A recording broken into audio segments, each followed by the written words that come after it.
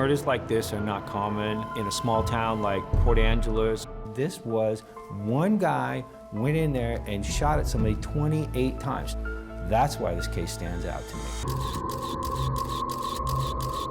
We have 28 shell casings, and he had 17 entry wounds in his body. He was out to destroy this person. Our friendship ended in anger. But was it always like that? No way. Patrick and Gary were friends, close friends. I guess it all started way back, years before Patrick and I got to know each other. Me, I always spent a lot of time outdoors, trying to be in touch with nature. Patrick grew up in the Olympic Peninsula for the most part, maybe a little bit in California when he was younger. And he loved this area. Patrick was working on a farm here in the Olympic Peninsula, doing basic farm work, hoeing, weeding, working 12 to 16 hours a day, doing organic farming. I would say Patrick was content working on the farm. He was tired a lot, but he definitely had a sense of purpose. I showed up here a few years before I met Patrick.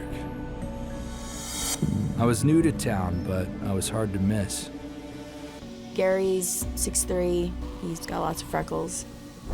Gary is a big goofball, like, not shy at all, not worried about anything or trying to impress anybody. He knows he's good looking. He's nice to look at, I mean, and he's just fun to be around. I was born in the eastern part of Washington State. It took till I was a teenager to wind up here on the Olympic Peninsula. Childhood for Gary was pretty rough, you know, going in and out of foster homes and group homes and not having a steady mom and dad at home. That was rough for him. It took a toll on him.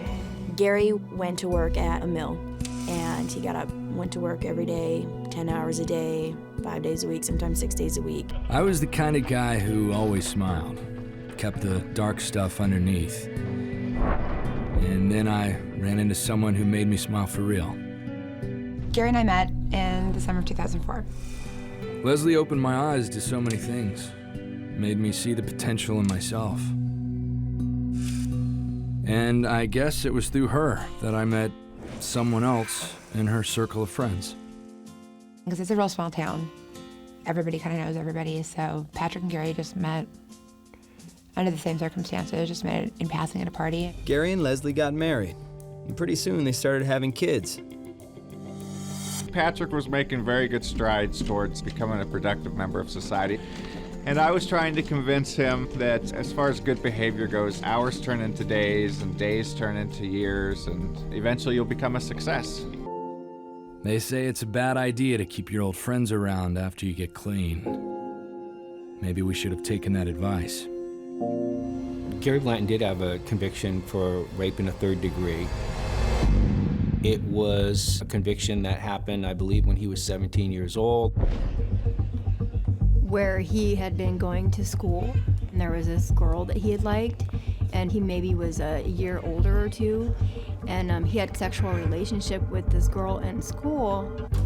He had gotten caught, and the family had pressed charges.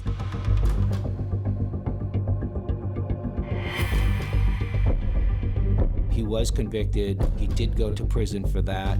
As a result, he was on the sex registration list.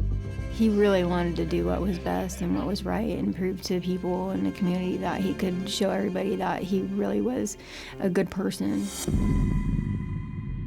But then the day came when I thought everything would be taken away from me. Gary and Leslie were at work, and the kids were home with a babysitter. They came home from work, and the babysitter left, and Leslie had to go back to work, so Gary went to bed.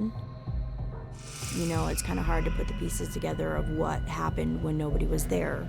All I know is Leslie started getting a bunch of phone calls from Gary. I called Gary back, and he was frantic.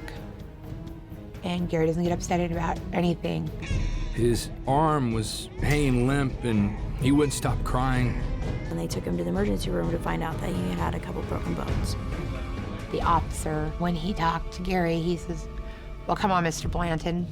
You're a sex offender. You must have done it." We know you did it, just say it. As a result of the broken arm, the court had ordered Gary Blanton that he was not allowed to be living in the same household as Leslie Blanton and the child, and that he had moved out at that time. Child Services threw the book at him. There was a current investigation regarding Gary and a child in his house, his youngest child.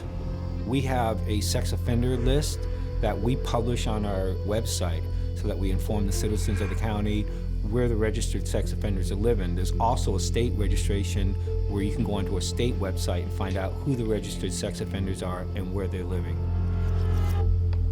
I was trying to put my past behind me. When Patrick stumbled on my name, he got all high and mighty. I wanted to help Gary when he was in a situation in his life where I wanted to give Gary a place where he could stay sometimes. Patrick had approached me one day and he had called me like 4 a.m., 5 a.m., 6 a.m., 3 or 4 times. I wanted to come over to my house. I know that Patrick went out and there was a fight out there, a physical altercation. After that, I didn't see Gary for a while. And that was probably good for me. Things were finally coming together for me. But for Gary, it was a different story. I lost my job at the mill, spent my time crashing with friends, playing video games.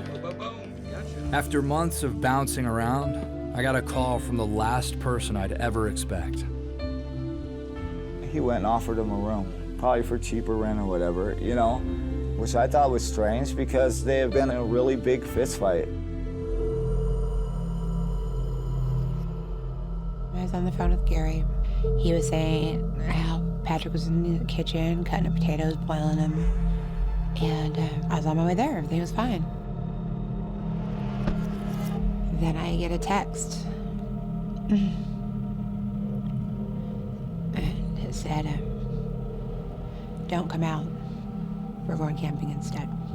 It came down to me and Gary, alone in that little cabin. My wife was coming over to visit that night, but she got a message not to come. Gary was playing this video game on the computer. I was hanging out online, and Patrick was on the porch. And then the lights went out. Patrick unloads his gun on Gary. He then leaves to go out and get another magazine out of his vehicle. Gary's on the phone dialing for 911 trying to get help. Gary's calling for help. And he went and got a flashlight and came back and he shot him 2 more times in the head. And then he just left him there. Sir, can you hear me? Push the button if you can hear me. It was a cell phone. They triangulate it. They get close. They responded within minutes of the cell phone call. They were probably within 50 to 75 yards from the actual crime scene itself. They were unable to locate it. It gave Patrick time to get away. I drove 15 miles to another house, kicked in the door, and did the same thing again.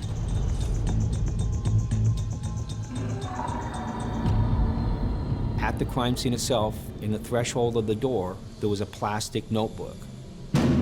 Inside that plastic notebook, there was a typed out 2-page declaration signed by Patrick Drum. Women and children must feel and be safe. I can no longer stand idle while their tears are unanswered. He had a plan to go take out some other sex offenders, both here in Washington and in Oregon. The manhunt lasted less than 8 hours, and thankfully we were able to capture him and take him into custody. He was then transported back to the courthouse. I assigned a deputy to do the interview. Patrick Drum at that time confessed to the murders. I cut the power, ran up on him, and unloaded 2 clips into him. You guys do it with handcuffs, I do it my way. Patrick Drum was very proud of what he did. He showed no remorse, and to this day, he's never shown any remorse.